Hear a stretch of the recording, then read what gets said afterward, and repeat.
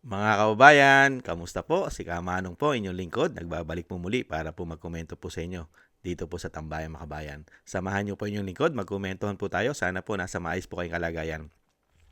Mag-umpisa na po tayo mga kababayan.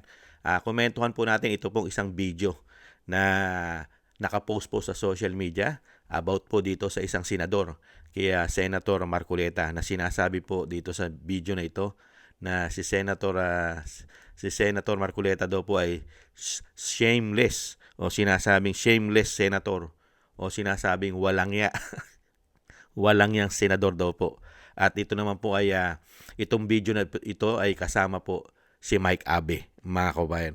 Pati po si Mike Abe ay hindi po niya alam kung bakit daw po ganyan si Senator Marcoleta. Bakit daw po ipinagtatanggol itong mga diskaya? Ang tanong, ikaw na lang ba at ang mga grupo mo ang nagpapaabulag, nagiging bulag, tanga, pipi at bingi sa katotohanan nangyayari sa bansa? Nagtatanong lang, Mike Abe. Pakinggan po natin itong video na sinasabi nga shameless senator o walang hiyang senador. Ayon po yan sa nag-upload. At ito naman po ang pahayag ni Mike Abe, mga kababayan. Komentuhan po natin.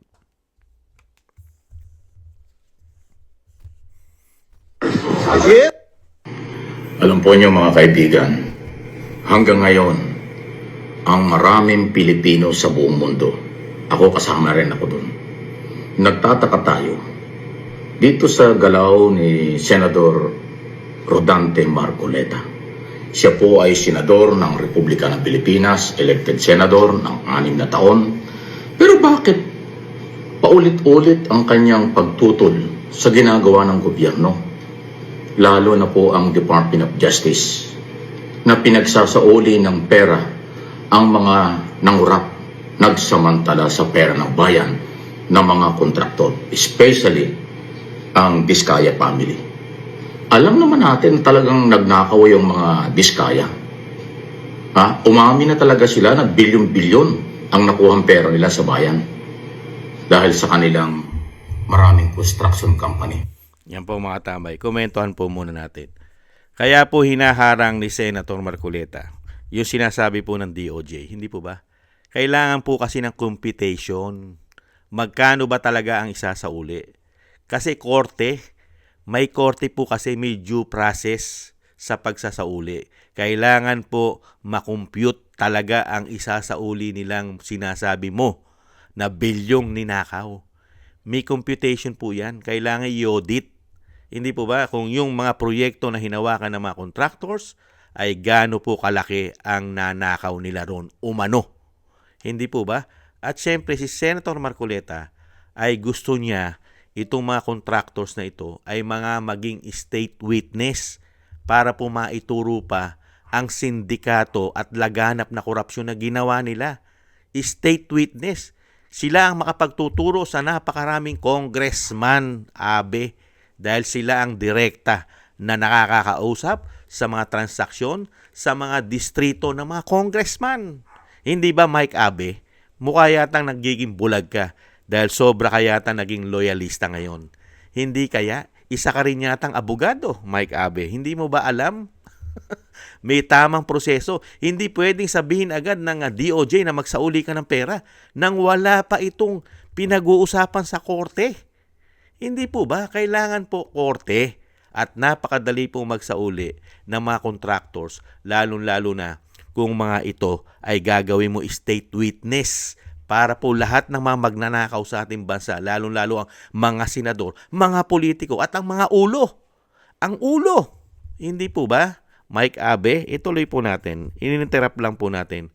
Mukha yatang nililigaw po ni Mike Abe ang mga Pilipino at ginagawang tanga at bobo. Kamukha po ng binagoong Pilipinas. Hindi kaya? Nasangkot sa iba't ibang katiwalian. Kinumpis ka na nga ang kanyang mga sasakyan, bahay at lahat hinold na ng gobyerno. So, ang pinag-uusapan ngayon ay yung lahat ng mga gustong magbalik at dapat magbalik ng kanilang ninakaw na pera na katulad ng ginawa ng ibang mga engineer. So, bakit tinututulan nitong si Senador Marcoleta na government official ang galaw ng gobyerno? na magbalik ng pera ang Diskaya. Yan ang hindi ko talaga maintindihan. Tama rin ang sinasabi ng mga mamamayan. Bakit ba gano'n si Marcoleta? Hindi naman sinabing pag ikaw ay nagsauli ng pera, guilty ka na. Bakit yung ibang mga engineer nagsauli ng pera? Hindi naman sinabing guilty. Idadaan pa rin sa proseso. Magkakaroon pa rin ng trial. Mayroon pa rin due process. Di ba? Ano ba? Yun nga ang pagkakamali Mike Abe. Nauna ang pagsasauli bago ang trial, bago ang due process. Ano yon? Shortcut? Bendalo? Yun yung sinasabi ni Senator Marcoleta. Puro shortcut. Dapat, korte muna. Due process. Kasi alam na naman po nagnakaw yan. Alam na natin mga nangumisyon ng malaki yan, nakapagnakaw sa gobyerno yan. Ang hirap sa'yo Mike Abe, diyan ka lang nakasentro sa mga engineer, sa mga contractors. Bakit? Pinoproteksyonan mo ba ang Malacanang, si Tambaluslos, at ang mga congressman, at ang mga senador na kaalyado ng administrasyon? Di po ba? Hindi po masamang tao na senador si Marcoleta. Isa po siyang abogado. Sumusunod po siya sa due process. Madali pong magsauli ang isang Diskaya, lalong-lalo kung ito'y nakakulong na. Hindi na po ito makakatakas. Hindi po katulad na ibang congressman, katulad ni Saldico. Paano makapagsasauli si Saldico kung wala rito? At kung sinasabing nakapris ang mga ari-arian ni Saldico, wala na bang naitakas na kayamanan si Saldico sa ibang bansa? Hindi po ba? Ganyan ang mga politiko. Ang maiiwan lang yung nasa Pilipinas, pero hindi mo mahahabol yung nasa labas ng bansa. Hindi ba Mike Abe?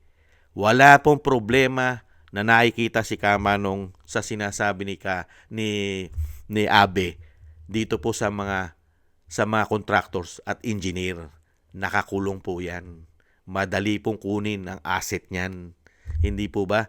Ang hinahabol po natin, yung ulo na marami pang sabihin ang mga Diskaya, nakasangkot nila sa maanumalya at sindikatong transaksyon ng flood control. Hindi po ba, Abe? Ang meron sa pagitan ng Diskaya family at ni Senador Marcoleta. Alam mo, kung si Marcoleta ay abogado ni Diskaya, okay lang na kanyang gawin yan kahit araw-araw. Abogado siya, tagapagtanggol siya. Kung siya ay abogado ni Diskaya, kaso hindi naman siya. Siya po ay elected senador. Dapat ang kanyang pinaglilingkuran, taong bayan, hindi ang Diskaya. Alam niyo, kilala ko rin ito si Marcoleta. Kaya nga naglilingkod siya sa taong bayan Abe, bulag ka lang. Sobra ka lang bulag. Bakit? Naglilingkod nga sa taong bayan, kaya nga gusto niyang matumbok ang ulo. Ang ulo! Hindi lang ang tuldok ay matapos kay Saldico at sa mga Diskaya at sa mga contractors at sa mga engineer. Bakit? Yan kasi ang gusto mong layunin. Matapos lang ang investigasyon sa mga contractors kay Saldico at sa mga senador na papangalanan nila at mga congressman na hindi nila kaalyado. Hindi ba, Abe? At ginagawa mo pa ng issue itong si Senator Marcoleta na abogado ng mga Diskaya. Ang Diskaya ay napakaraming alam na dapat malaman ng mga Pilipino. Hindi po ba? Kaya lang ito po si Abe ay isa po itong trapo umano, basura umano. Mga kabayan, ang paniniwala po nito ay natakpan na yata at baka meron na rin po yata umano na maleta ito, mga kababayan. Hindi man kami nagkita ng personal nito. Pero dati, madalas ko rin na-interview ito at naniwala rin ako sa kanya. Pero dito ho sa kanyang ginagawa, mula nung mag-imbestiga at pumutok ang iskandalo ng flood control scam, palagi niyang pinagtatanggol ang mga Diskaya. Ito ba'y may kaugnayan pa rin dahil yung kanyang asawa ay mataas na opisyal ng mga insurance company na related sa mga Diskaya? Yung ba yun? Kasi wala akong ibang nakikita Actually, kahit na sila mayroong personal na relasyon. Tingnan mo, yung insurance, kumpanya yon, private business yon, hindi government yon. Yung kinasangkutan ng Diskaya, sa gobyerno yon, proyekto ng gobyerno yon. Malayo yun Insurance yon. Bibili ka ng insurance. Kukuha ka ng insurance. Private. Ano kinalaman ng asawa ni Senator Marcoleta doon sa transaksyon ng maanumalya ng mga congressman at senador? At mataas pa sa senador. Nasa Malacanang pa yata umano. Ano kinalaman ng insurance doon? At anong koneksyon ng insurance sa maanumalyang korupsyon ng flood control, mga kabayan? Hindi ba tayo pinagluloko lang ng taong ito? Nakapag-aral pa naman ito. Naging abogado rin yata ito. Pero kayang-kaya po niyang, kayang-kaya niya pong budulin at gawing gago at tanga ang mga followers po nito. Umano, mga kababayan. Sa mga diskaya. Pero siya ay senador ng Republika ng Pilipinas. Hindi ba dapat kakampi siya sa mga Pilipinong pinagnakawan? Nawala ng pera. Bilyon ito, hindi ito barya. Senador Marcoleta, walang personalan. Magbago ka na, sir. Marami na pong nagtataka at nagugulat sa mga galaw mo. Wow, yan. Pinagbabago niya po si Senator Marcoleta. Hindi ba dapat siya magbago sa paniniwala niya? Naging bulag po siya.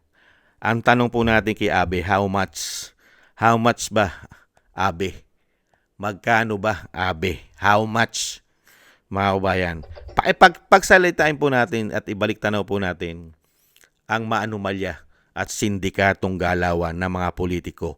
Kasama po ang mga contractors na katulad po ng Diskaya na hindi po ito pinaniniwalaan ng isang Mike Abe. Kaya nga po si Senator Marcoleta ay gusto niya maging state witness katulad po ng Diskaya dahil marami po itong ikakanta, mga kababayan. I-set up ko lang po, mga kababayan, at pakinggan po natin muli ang mga Diskaya na ayaw pakinggan ni Mike Abe. Ang gusto kasi mangyari ni Mike Abe, mga kababayan, maputol na ang korupsyon, na bilyon-bilyon daw po ang korupsyon, ay maputol na, mga kababayan, at huwag nang umakyat sa mga puno, at huwag nang matumbok at pangalanan ang mga sangkot at systematic na sindikatong korupsyon na ginawa na mahigit 3 taon. Mga kababayan, pilit niya ipinagtatanggol yata yung may accountability. Hindi po ba? Pakinggan na po natin ang Diskaya. Kung tutuusin, hindi lang naman kaming mga kontraktor ang nakikinabang dito. Marami din sa inyo, mga politiko, ang nagpapataba ng bulsa sa pangungurakot. Ang totoo, may hati-hati yan mula sa pinakamataas hanggang sa mga nasa gilid lang ng sistema. Huwag nyo kaming gawing panakipbutas kasi kung babalikan ang lahat ng transaksyon, makikita ninyong mas malaki pa ang napupunta sa inyo kaysa sa amin. Lahat tayo alam ang laro, pero pag nahuhuli, kami lang ang tinuturo at pinarurusahan. Kaya wag ninyong ipakita sa publiko na malinis kayo dahil sa bawat proyekto may kapalit na porsyento para sa inyong mga opisina. Ang sistema mismo ang nagtutulak sa amin na sumunod kung hindi kami papayag, wala kaming makukuhang proyekto. Pero sa likod niyan, kayo rin ang pinakaunang nagdidikta kung magkano ang dapat itabi para sa inyo. Kaya kung talagang seryoso kayong mag-imbestiga, wag lang kaming kontraktor ang sisihin. Tingnan ninyo rin ang mga pangalan na nakaupo ngayon sa mga komite, sa mga ahensya, at lalo na sa mismong mga nagpapalakad ng gobyerno. Dahil sa totoo lang, pare-pareho tayong nasa iisang lamesa, iba-iba lang ang laki ng parte na nakukuha. Kawawa po talaga ang mga mamamayang Pilipino kasi ninanakaw lang natin ang kaban ng bayan. Pera ng taong bayan pero tayo ang nakikinabang. Hindi ba tayo nahiya? Ang mga mahihirap mas lalong naghihirap. Kaya tama na ang pangungurakot natin. Yan po, mga kabayan. Hindi ba narinig yan, Mike Abe? Marami silang magnanakaw. Hindi lang po si Diskaya ang magnanakaw. Marami sila. Nasa isang mesa lang sila. Nasa isang mesa lang, Abe.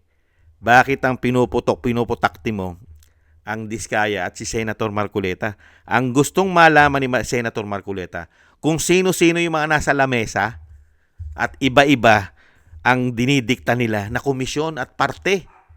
Di po ba? Yan ang sinasabi ni Senator Marcoleta. Pero pagdating po kay Abe, wala po siya dyan. Hanggang dyan lang po siya at batikos.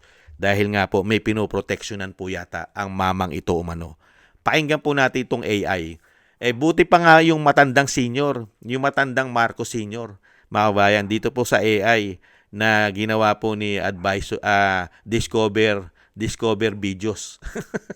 Ito po ang ginawang video ni Discover Videos sa TikTok. Kung buti po, ang matandang Marcos daw po ay alam kung sino po ang sindikato. Pero si Mike Abe, hindi niya po alam. Dahil po yata sa maleta, mga kababayan. Hindi kaya, pakinggan po natin ang matandang Marcos. Ang AI. AI po ito eh. Idol, ikaw po ba ay Itong dalawang ito, ang mastermind ng 2025 budget na pinondohan ng flood control projects, si Bongbong at si Martin Romualdez. Kunyari, meron pa silang ICI, imbestigahan daw. Pero yung ICI nakakonsentrate sa Bulacan. Eh bakit hindi mo unahin sa Ilocos Norte? Si Sandro Marcos, si Alcid, at sa Leyte. Itong pagnanakaw na ginawa nitong dalawa ay talagang well-orchestrated network. Para mabigyan din ng mga kasapi nilang senador, congressman, mga kontraktor. Kaya galit na ang taong bayan. Itong dalawang ito, ang mastermind ng 2025 Ayan. budget na Ayan, Mike Abe, nakita mo, grabe ang ginawa nilang. Sabi po rito, sa AI, grabe ang ginawa ng magpinsan para lang maprotektahan at mabigyan ng malalaki ang kanilang mga kaalyado, congressman, senador, at mga contractors. Hindi po ba? Mga kabayan, yan po ang sabi ng matandang Marcos, mga kabayan. Yan. Ito pa po matamay. Ganitong klase po kasi yata itong si Mike Abe, mga kabayan. Ganitong klase po yata siya na sinasabi po na loyalista. Naging loyalista po ito yata dahil sa pakinabang. At ano po ang sinasabi po rito? Dito po sa in-upload po ni Solid DDS. Mga kabayan, dito po kay Solid DDS. Ito po mga kabayan, ang upload niya po ay isang honey at isang langaw. Mga kabayan, pakinggan po natin ang honey at langaw, ang B. Alam nyo ba ang pagkakaiba ng mga DDS supporter at ng mga loyalista? Ang mga DDS supporter kasi ay parang mga bubuyog kasi ang mga yan. At ang mga loyalista ay parang mga langaw. Kahit tayong mga DDS supporter o mga bubuyog, kahit ilang beses nating ipaintindi sa kanila na mas masarap ang honey kaysa sa tae, pero para sa kanila, itong mga loyalistang langaw na ito, mas masarap pa rin ang tae kaysa sa honey. Pero si Abby naman po mga tambay, hindi naman po yan para sa tae. Hindi po siya yung mga tinatawag na loyalista. Dahil si Abby po, mga kabayan, noong panahon po ni Duterte, naki Duterte po yan. At nakikibuloy. Hindi po ba? Nakikibuloy po siya. At si Abby po, yung sinasabi po ng mga matatanda, umano, na ito po ay pambansang balimbing umano. Ito po yung mga balimbing umano. Hindi po ito yung mga solid na sinasabing loyalista. Hindi po. Balimbing po ito umano. Kung saan malaking makikinabang at may malaking pakinabang umano, ay dun siya. Yung binabanatan niya po, mga kabayan, ay ngayon po ay dun siya umano. Dahil sa pakinabang. Hindi kaya, Abe? At yung mga loyalista naman po ay hinalimbawa po sa bubuyog at sa langaw. Ganyan po, kahit po napakasarap ng honey at sinasabi nating napakagaling na nanungkulan ang Duterte. Pero sila, kahit po lugmok sa kahirapan ng bansa, bound sa utang, napakataas ng presyo ng bilihin at grabe ang pagnanakaw na mahigit 3 taon, mga kabayan, ay nananatili po rin silang bulag dahil po gustong-gusto nila ang sinasabing tae at ayaw nila ang honey. Mga kababayan, ayon po dito sa ating nag-upload na mga kababayan. Yan po mga kababayan, ang ganyan pong klase tao umano. Ito pong si Abe. Mga kababayan, kinumentohan lang po natin. Kasi siya po yung nagtataka.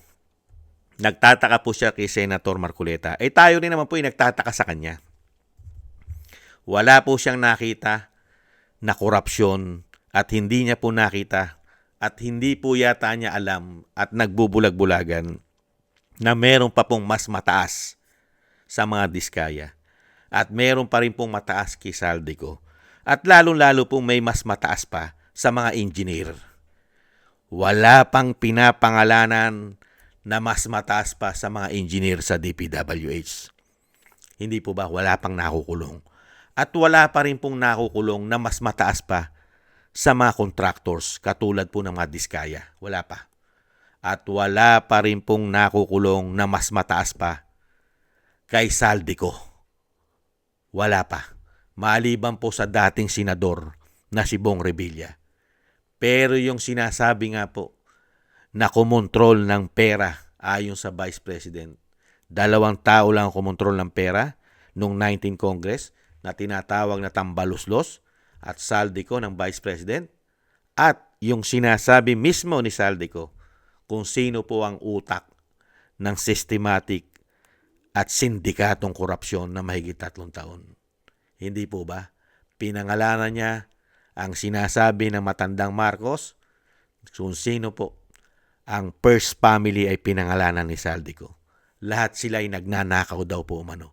At kasama po ang malaking pinsan, ang dambuhalang pinsan na tinatawag na tambaluslos ng Vice President. At siyempre po, ang mga kaalyadong congressman umano at mga kaalyadong senador umano, mga kababayan. Yan po ang komento po natin dito po sa napakagaling na angkor na misan pong nagpahayag at binoljak at binunyag. Siya rin po ang nagbunyag, si Mike Abe, ng malawakang korupsyon sa PCO, kung saan po nahandon ang tinatawag na si Auntie Claire. Mga kababayan, at tinatawag din pong garbage in, garbage out. Siya po ang nagpasabog na talamak daw po ang korupsyon dyan sa PCO. Hindi po ba Mike Abe? Pero wala po siyang nakikitang korupsyon sa flood control na pinakaulo. Yung pinaka-head ay hindi niya nakikita. Pero yung korupsyon sa PCO, nakita niya po, mga kababayan. Ganyan po katindi ang nagagawa po ng pakinabang, mga kababayan. Lalong-lalo kung hindi ka balimbing umano. Dahil po sa laki ba naman ng maleta ay punong-puno ng basura. Hindi kaya. At magkano kaya ang binabayad dito umano, mga kababayan. Maraming salamat po sa nagusto po ng ating Tambayang Makabayan sa YouTube at TikTok, at ganoon din po sa ating mga subscribers. Maraming salamat po sa inyo. Mabuhay po kayo. At sa mga nagko-comment, like, share, and subscribe, thank you po sa inyo. Mabuhay po kayo. Ingat po kayo. At thank you rin po sa mga nagbibigay po ng tulong at biyaya. Shoutout po kay Tatay Nick ng Canada, kay Eric Hershio ng Canada, kay Balance Vision TV, kay Gay at Shena, kay Kingston ng Hong Kong, kay Annie Jo, ako si Pilam, kay Julieta Silona ng Sydney, Australia, Gina Ray Solidides ng Berlin, Germany, Jake Yahut ng Maisog, California, USA. Thank you po sa inyo, lalo po sa inyong mga tulong. Maraming salamat po at ingat po kayo sa inyo po mga paggawa. Thank you po. At syempre po ang ating panalangin at dasal, magsama-sama po tayo, ang ating buong sambayanan at ang pamilya Duterte, ang ating Vice President, ganun din po ang dating Pangulong Duterte, na tayo pong lahat ay maingatan sa kapahamakan at madugtungan pa po ang buhay at kalakasan ng dating Pangulo at makabalik na po siya sa lalong mabilis. Ingat po mga kabayan, at thank you po sa mga dasal. God bless po mga kabayan. God bless po at tis lang po tayo. Bye-bye!